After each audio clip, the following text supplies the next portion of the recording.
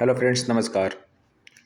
दृष्टि current affair मासिक पत्रिका के अगले सेगमेंट में हम देख रहे हैं डीआरडीओ का 67वां स्थापना दिवस। ठीक है। पूर्व की 2 कक्षाओं में मैंने 2 योजनाओं को प्रॉपर रूप से कवर किया है। एक है प्रधानमंत्री आवास योजना ग्रामीण के लिए और दूसरा है स्मार्ट सिटीज़ मिशन। ये तीसरा है डीआरडीओ का 67वां स्थापना दिवस। चलिए शुरू करते हैं। चर्चा में क्यों है ये? हाल ही में 1 जनवरी को रक्षा अनुसंधान एवं विकास संगठन डीआरडीओ का 67वां स्थापना दिवस मनाया गया और भारत के मिसाइल मैन पूर्व राष्ट्रपति डॉक्टर एपीजे अब्दुल कलाम को श्रद्धांजलि अर्पित की गई थी।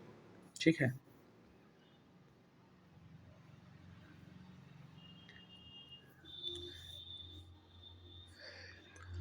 इस कार्यक्रम में भारत की रक्षा क्षमताओं के वर्धन में डीआरडीओ द्वारा की गई महत्वपूर्ण प्रगति पर प्रकाश डाला गया है। डीआरडीओ से संबंधित मुख्य तथ्य क्या हैं?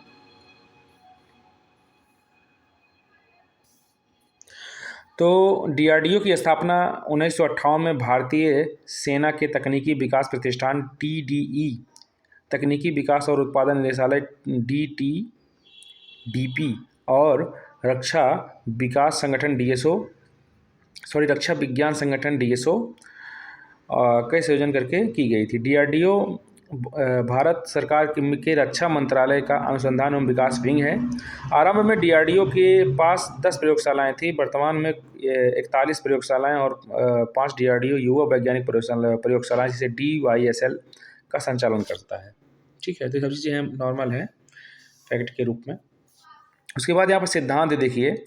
डीआरडीओ का मार्गदर्शक सिद्धांत बलस्य मूल विज्ञानम है, शक्ति विज्ञान में निहित है, जो राष्ट्र को शांति और युद्ध दोनों की ही स्थिति में मार्गदर्शित करती है। मिशन इसका है तीनों सेनाओं की आवश्यकताओं के अनुसार भारतीय सशस्त्र बलों को अत्याधुनिक हथियार प्रणालियों और उपकरणों से लैस करते हुए महत्वपूर्ण रक्षा प्रौद्योगिकियों तथा प्रणालियों में आत्मनिर्भर बनाना।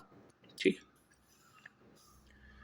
डीआरडीओ की प्रौद्योगिकी क्लस्टर की व्यापक समीक्षा करने के लिए वर्ष 2007 में डॉक्टर पी रामाराव की अध्यक्षता में एक समिति का गठन किया गया था। इसके परिणाम स्वरूप 7 प्रौद्योगिकी डोमेन आधारित क्लस्टरों का निर्माण हुआ था, जिनमें से प्रत्येक की अध्यक्षता एक महानिदेशक करता है। एरोनॉटिक सिस्टम्स इसके 7 में से एक हैं।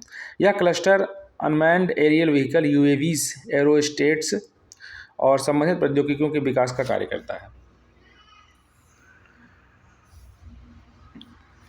उसके बाद देखिए दूसरा है मिसाइल और सामरिक के प्रणाली, एमएसएस को बोलते हैं। यह क्लस्टर लंबी और कम दूरी की मिसाइलों सहित मिसाइल प्रणालियों से संबंधित प्रौद्योगिकियों का विकास करता है। तीसरा है नौसेना प्रणाली सामग्री, एनएसएम इसको कहा जाता है। यह क्लस्टर नौसेना प्लेटफार्मों, सोनार प्रणालियों और पनडुब्बी प्रौद्योगिकियों सहित जलस्थ प्रणालियों पर कार्य करता है। उसके बाद है माइक्रो इलेक्ट्रॉनिक डिवाइस, MED इसको बोला जाता है, और कम्युनिकेशनल सिस्टम्स, COS इसको कहा जाता है। यह क्लस्टर कृत्रिम बुद्धिमत्ता, रडार, इलेक्ट्रॉनिक्स और साइबर सुरक्षा की रक्षा अनुप्रयोगों में पर केंद्रित है। उसके बाद है armament and combat engineering systems, ACE। इसमें आयुध, गोला बारूद, विस्फोटक और लड़ाकू विमानों का विकास किया जाता है। इलेक्ट्रॉनिक और संचार प्रणाली, ECS इसको कहा जाता है। यह क्लस्टर सैन्य इलेक्ट्रॉनिक, सेंसर, संचार प्रणाली और इलेक्ट्रॉनिक युद्ध प्रौद्योगिकियों की में विशेषज्ञता रखता है। और अंतिम इसका है सैनिक सहायता प्रणाली, SSS इसको कहा जाता है। यह क्लस्टर सशस्त्र बलों और उन्नत हथियार प्रणालियों से सुसज्जित करने के साथ साथ कार्मिक में मनोवैज्ञानिक, शारीरिक और पोषण संबंधी स्वास्थ्य को भी अनुकूलतम बनाने का कार्य करता है। डीआरडीओ की उपलब्धियाँ, क्या क्या डीआरडीओ ने हासिल किया है देखते हैं। 2024 में डीआरडीओ की उपलब्धियां हैं। प्रदत्त प्रणालियां, डीआरडीओ ने कई उन्नत प्रणालियां सौंपी हैं, जिनमें उल्लेखनीय प्रणालियां निम्नवत हैं। ठीक है। पहले भी तो बहुत उन्होंने सन 1958 से बदलते परिवेश तक उन्होंने काफ़ी कुछ उपलब्धियां हासिल की, लेकिन 2024 में ये उपलब्धियां हम नए गिनवाएंगे। वायु रक्षा प्रणालियाँ, वायु रक्षा सामरिक नियंत्रण रडार, ADTCR, वायु रक्षा अग्नि नियंत्रण रडार, ADFCR। उसके बाद मिसाइल प्रणाली में long range land attack cruise missile, LACM, सतह से हवा में मार करने वाली त्वरित मिसाइल प्रणाली, QRSM, और मध्यम दूरी की एंटी शिप मिसाइल MRASM। ठीक है।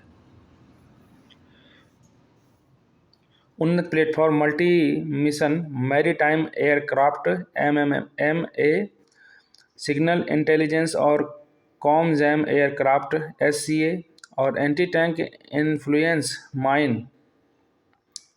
उसके बाद है AI टूल। DRDO ने दिव्य दृष्टि नामक AI टूल विकसित किया है, जो चेहरे की पहचान को अपरिवर्त्य शारीरिक लक्षणों जैसे चलने का तरीका और अस्थि के साथ एकीकृत करता है।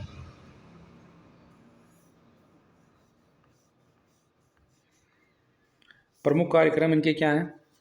तो 2 प्रमुख कार्यक्रम उन्नत मध्यम लड़ाकू विमान एडवांस मीडियम कॉम्बैक्ट एयरक्राफ्ट, इसे हम AMCA कहते हैं, को full scaling engineering development FSED, और आंध्र प्रदेश में एक मिसाइल परीक्षण रेंज की स्थापना है। देखिए, जो 5th जनरेशन का हमारा फाइटर एयरक्राफ्ट AMCA है, इसकी इंजन बनाने की टेक्नोलॉजी हमारे पास नहीं है। ठीक है। एक इंजन भारतीय स्वदेशी कावेरी नाम का डेवलप कर रहे थे, लेकिन उसको जो है वो उचित थ्रस्ट नहीं उत्पन्न करवा पा रहे हैं। उसमें जितनी कैपेसिटी चाहिए उसका थ्रस्ट उसमें डेवलपमेंट नहीं हो रहा है, इसलिए इंजन की जो जेट इंजन है उसको जो है डेवलपमेंट नहीं किया जा रहा है। इस कारण जो है उसको हम खरीद करके AMCA में ला के फिट करेंगे। एक तरीके से हम पूरा प्रोटोटाइप को तैयार कर लेंगे, लेकिन उसका मेन इंजन जो है हम नहीं बना पाएंगे, तो इंजन हम जो है उसका आयात करेंगे। आंध्र प्रदेश में एक मिसाइल परीक्षण रेंज की स्थापना सुरक्षा पर कैबिनेट समिति CCS द्वारा स्वीकृति दी गई थी। अब मिसाइल प्रणालियाँ क्या हैं? मिसाइल प्रणालियों में हवा से हवा में मार करने वाली मिसाइल को MICA कहते हैं, जिसे अस्त्र मिसाइल है। सतह से हवा में, जैसे कि हवा से हवा में मार करने वाली, अब ये सतह है, सतह से हवा में मार करने वाली मिसाइल को कहते हैं त्रिशूल, आकाश, बराकेट। और सतह से सतह पर मार करने वाली मिसाइल अग्नि, पृथ्वी, धनुष, शौर्य, और क्रूज मिसाइल जैसे कि ब्रह्मोस और निर्भय है। लड़ाकू विमान स्वदेशी हल्का लड़ाकू विमान लाइट कॉम्बैक्ट एयरक्राफ्ट तेजस है। रॉकेट प्रणालियाँ, तो multi barrel rocket launcher Pinaka है। नौसेना प्रणालियाँ हमसा, नागान ये सोनार प्रणाली है। उसूस पनडुब्बी सोनार सुइट। मिहिर हेलीकॉप्टर सोनार प्रणाली है। मुख्य युद्धक टैंक अर्जुन है। मनोरथ हवाई प्रणाली जिसे UAS को कहते हैं। लक्ष्य क्या है इसका? प्रशिक्षण के लिए पुनः प्रयोज्य हवाई लक्ष्य प्रणाली, जिसमें भूमि जहाज से लक्ष्यों के साथ प्रक्षेपित किया जा सकता है। निशांत स्वायत्त उड़ान और पैराशूट रिकवरी के साथ निगरानी एवं तोपखाने में सुधार हेतु बहु मिशन UAV है, अनमैन्ड एरियल व्हीकल का है। डॉक्टर APJ अब्दुल कलाम का DRDO में क्या योगदान है? तो integrated guided missile development programme, जिसे IGMDP कहा जाता था, के नेतृत्व में डॉक्टर कलाम ने वर्ष 1983 में शुरू किया। एकीकृत निर्देशित मिसाइल विकास कार्यक्रम के निर्माण एवं कार्यान्वयन में महत्वपूर्ण भूमिका निभाई गई। उनके नेतृत्व में पृथ्वी, त्रिशूल, आकाश, नाग, अग्नि मिसाइलों का सफल विकास हुआ, जिसमें भारत मिसाइल, एक सेकेंड यार,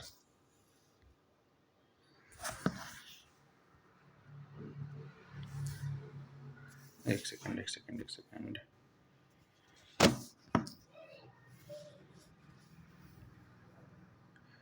रुकावटें आती हैं, एक सेकेंड रुक जाओ।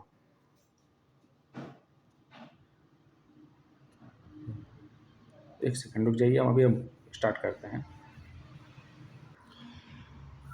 तो देखिए, रुकावटें आती रहती हैं, चलिए फिर स्टार्ट करते हैं। निर्माता देशों के विशेष समूह का सदस्य बन गया तथा उन्हें भारत का मिसाइल मैन की उपाधि मिल गई थी। ठीक है। डॉक्टर कलाम के नेतृत्व में DRDO ने प्रणोदन, नेविगेशन, नियंत्रण प्रणाली तथा वायुगतिकी जैसी मिसाइल प्रौद्योगिकियों की में सफलता हासिल की, जिससे स्वदेशी मिसाइल प्रणालियां विकसित हुईं एवं विदेशी आपूर्तिकर्ताओं पर निर्भरता कम हुई। एकीकृत निर्देशन मिसाइल विकास कार्यक्रम वर्ष 1982 से 83 में डॉक्टर APJ अब्दुल कलाम के नेतृत्व में भारतीय रक्षा मंत्रालय द्वारा शुरुआत किया गया था, जिसका उद्देश्य मिसाइल की एक विस्तृत श्रृंखला पर अनुसंधान और विकास करना था।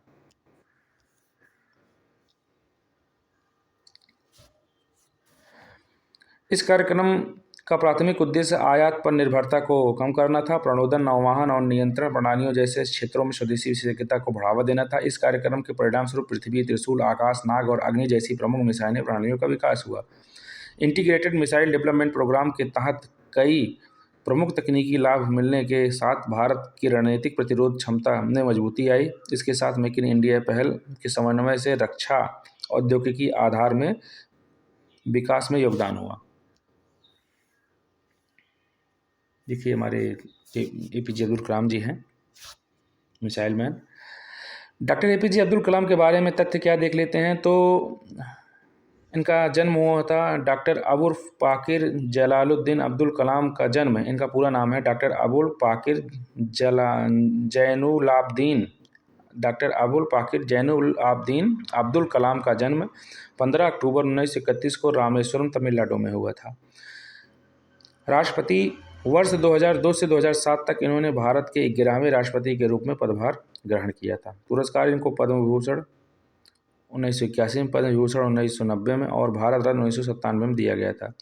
साहित्यिक कृतियाँ थी wings of fire, India 2020, a vision for the new millennium, my journey, ignited minds. ठीक है।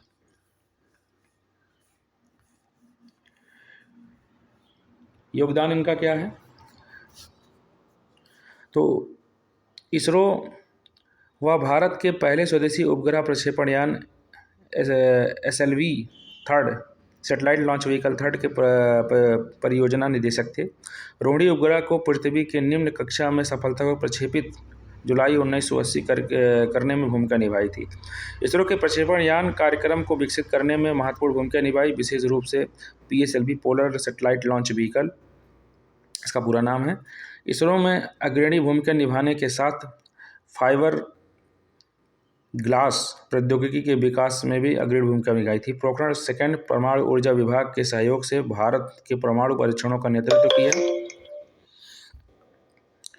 जिससे भारत एक परमाणु हथियार संपन्न राष्ट्र बन गया।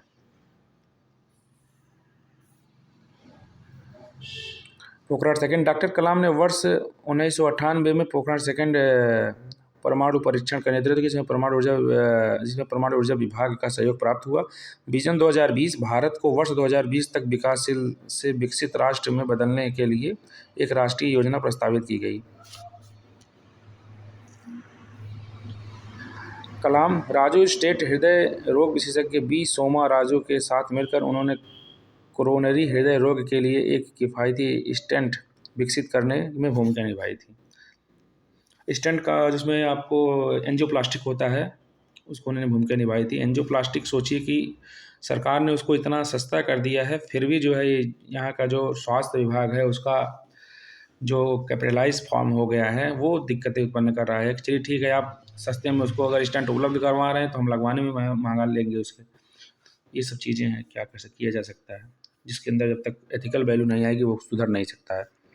दृष्टि मेंस में जो है देखते हैं क्या है। तो प्रश्न में लिखा गया है कि एकीकृत निर्देशित मिसाइल विकास कार्यक्रम इंटीग्रेटेड मिसाइल डेवलपमेंट प्रोग्राम के विशेष संदर्भ के साथ रक्षा प्रौद्योगिकी में आत्मनिर्भर की दिशा में भारत की यात्रा में DRDO की क्या भूमिका रही है, आप चर्चा कीजिए। तो आप इंट्रो लिखिए, उसके बाद देखिए एकीकृत मिसाइल निर्देशित मिसाइल कार्यक्रम के बारे में आप थोड़ा बहुत बताइए इंट्रो में। उसके बाद इसमें देखिए दूसरा सेगमेंट है रक्षा प्रौद्योगिकियों में आत्मनिर्भरता किस प्रकार से एकीकृत मिसाइल डेवलपमेंट प्रोग्राम ने किया था। ठीक है, उसको बता दीजिए कि अग्नि मिसाइल, त्रिशूल और नाग और ये सब निर्माण हुआ था, जिससे कि हमारे भारत की रक्षा विकास में चौमुखा विकास हुआ था। सारी चीज़ के बारे में बताइए। उसके बाद उसमें DRDO की क्या भूमिका है, डिफेंस रिसर्च डेवलपमेंट ऑर्गेनाइजेशन की भूमिका व्यापक तौर पर क्या है, उसमें आप थोड़े में दिखा दीजिए। उसके बाद आप जो है निष्कर्ष लिख दीजिए, कभी हम इस पर चर्चा करेंगे। तो ये आज का जो है ये तीसरा योजना कंप्लीट हुआ। कल हम उजाला और SLNP के 10 वर्ष जो हो गए हैं उसके बारे में हम चर्चा करेंगे। तो आज के लिए इतना ही, नमस्कार।